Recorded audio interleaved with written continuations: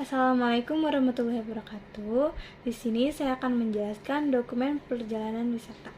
Dokumen perjalanan wisata adalah segala surat atau keterangan yang diperlukan oleh seseorang untuk melakukan perjalanan yang menyangkut identitas diri yang secara resmi diakui baik di dalam maupun di luar negeri. Nah, di sini ada unfollowable travel document, yaitu dokumen perjalanan yang tidak memiliki nilai atau harga. Nah, contohnya yang pertama ada paspor. Paspor adalah sebuah dokumen resmi yang dikeluarkan oleh pejabat pemerintah yang berwenang dari suatu negara untuk mengadakan perjalanan antar negara. Jadi, kalau yang mau ke luar negeri harus punya paspor ya. Nah, ternyata paspor punya banyak jenis loh. Apa aja ya? Nah, yang pertama ada paspor biasa. Paspor yang dikeluarkan oleh kantor imigrasi setempat untuk warga negara yang akan berpergian ke luar negeri dengan tujuan pribadi serta tidak dalam rangka tugas pemerintah, dinas, maupun diplomatik. Paspor ini berlaku untuk 5 tahun sejak tanggal diterbitkan. Warna sampul paspor biasa ini adalah berwarna hijau tua. Nah, yang kedua itu ada paspor dinas. Paspor dinas itu diberikan kepada aparat atau pegawai pemerintah yang akan menjalankan tugas-tugas kedinasan ke luar negeri. Paspor ini berlaku disesuaikan dengan jangka waktu pelaksanaan tugasnya. Warna sampul paspor dinas ini berwarna biru. Dikeluarkan oleh Departemen Luar Negeri setelah mendapatkan izin dari Sekretariat Negara. Nah, yang ketiga itu ada paspor haji, paspor khusus yang hanya digunakan untuk masuk ke Arab Saudi guna melaksanakan ibadah haji atau umrah. Nah, warna sampul paspor haji itu warna coklat atau warna hijau.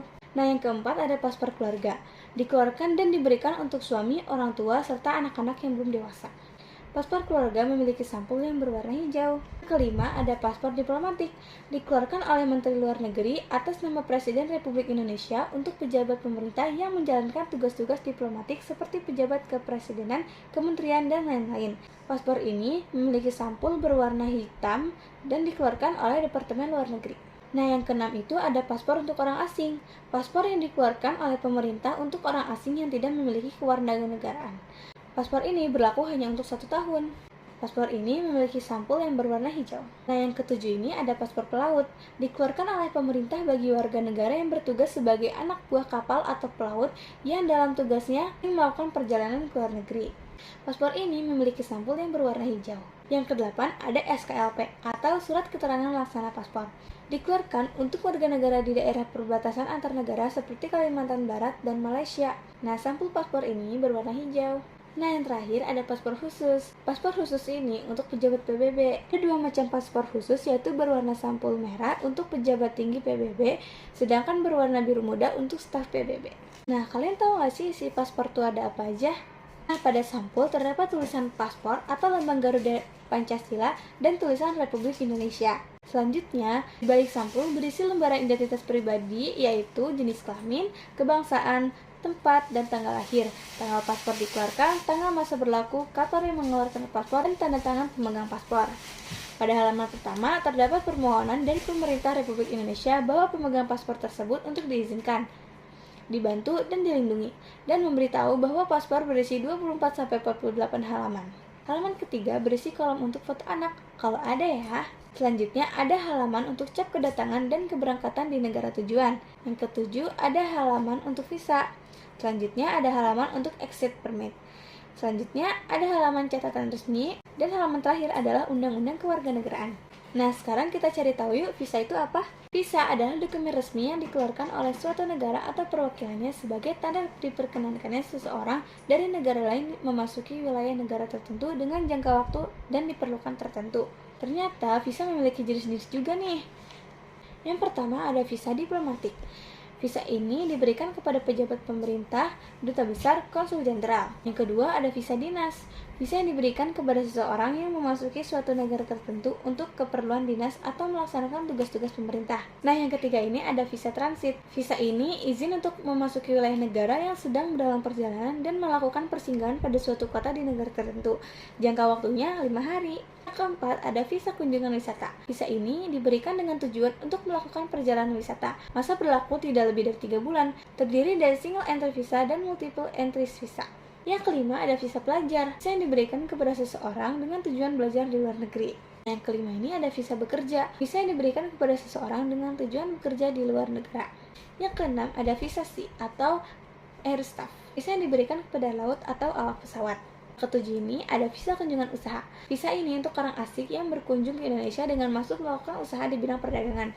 Masa berlakunya itu hanya 6 bulan. Yang kedelapan ada visa kunjungan sosial budaya. Visa ini untuk orang asing yang mempunyai keperluan sosial budaya. Masa berlakunya hanya 30 hari. Nah, setelah itu ada visa berdiam sementara. Visa ini diberikan untuk orang asing yang berdiam sementara di Indonesia. Ternyata visa berdiam sementara juga ada jenis-jenisnya. Yang pertama, tenaga ahli asing. Yang kedua, orang asing yang bekerja untuk kerohanian. Yang ketiga, orang asing yang bekerja untuk lembaga penelitian pendidikan. Yang keempat, mahasiswa atau pelajar yang datang ke Indonesia. Nomor 5, orang asing yang bekerja sebagai pekerja sosial. Nomor 6, orang asing yang bekerja sebagai koresponden kantor berita asing di Indonesia. Yang ketujuh, orang asing yang bekerja sebagai pelatih olahraga. Yang kedelapan, orang asing yang bekerja sebagai penerbang. Nomor 9, orang asing bekas WNI yang telah kehilangan kewarganegaraan. Nomor 10, istri atau anak yang akan mengunjungi suami dan ayahnya. Nah, ternyata mengurus visa juga ada persyaratannya. Apa aja ya? Yang pertama, melakukan pendaftaran dan reservasi jadwal wawancara atau verifikasi dokumen. Yang kedua, menyiapkan dokumen, yaitu ada paspor dan fotokopi paspor tersebut. Yang kedua, ada KTP dan fotokopi KTP tersebut. Yang ketiga, ada formulir permohonan. Lalu ada foto, bukti pembayaran visa, surat keterangan sponsor. Lalu ada surat keterangan kerja atau belajar. Lalu ada dokumen keuangan atau yang disebut dengan slip gaji atau rekening koran atau tabungan dan fotokopinya. Lalu ada jadwal perjalanan dan tiket pesawat dan surat keterangan kesehatan. Yang ketiga, ada menyerahkan dokumen dan wawancara bila dibutuhkan. Yang keempat, proses pengambilan. Nah, apa sih kebijakan bebas visa ini? Yaitu kesepakatan antara masing-masing negara tersebut. Contohnya, anggota ASEAN bisa bebas dari biaya. Jangka waktunya 2 minggu. Kedua, untuk warga negara yang termasuk BVW. Nah, fiskal itu apa sih? Fiskal adalah surat keterangan membayar pajak bagi orang yang berpergian ke luar negeri. Nah, ada beberapa yang tidak diwajibkan membayar fiskal, yaitu warga negara Indonesia yang tinggal di luar negeri, lalu warga negara Indonesia yang menjadi Air or Asia Crew, yang selanjutnya ada warga negara Indonesia dengan tugas perjalanan dinas, lalu ada diplomatic or consular staff dari kedutaan asing yang ada di Indonesia. Kalau mau berpergian ke luar negeri, harus ada health certificate ya, atau yang disebut dengan sertifikat kesehatan. Dokumen ini adalah surat keterangan tentang bebas penyakit menular atau vaksinasi. Health certificate dikeluarkan oleh Kementerian Kesehatan melalui jawatan karantina atau airport, di mana surat keterangan ini diakui oleh WHO. Sertifikat biasanya diperlukan bagi negara-negara yang dianggap belum bebas penyakit menular atau cacar oleh Badan Kesehatan Dunia atau WHO. Nah, jenis-jenis penyakit yang harus divaksinasi dan memerlukan dokumen adalah yang pertama ada smallpox atau cacar, yang kedua ada yellow fever atau penyakit kuning, lalu ada kolera, lalu ada malaria dan AIDS. Nah, persyaratan yang harus dipenuhi untuk memperoleh sertifikat yaitu mengisi formulir biodata yang telah disediakan, lalu menyerahkan KTP. Yang ketiga, membayar uang sesuai dengan ketentuan yang ditetapkan oleh instansi yang mengeluarkan surat tersebut. Nah, exit permit adalah surat keterangan izin keluar bagi seseorang yang akan meninggalkan negaranya. Exit permit hanya berlaku 1 kali perjalanan. Oleh karena itu, setiap orang ingin melakukan perjalanan ke luar negeri harus memohonkan exit permit. Entry permit adalah surat keterangan izin untuk memasuki kembali negara yang ditinggalkan. Nah, itu dia penjelasan dari saya tentang dokumen perjalanan wisata. Wassalamualaikum warahmatullahi wabarakatuh.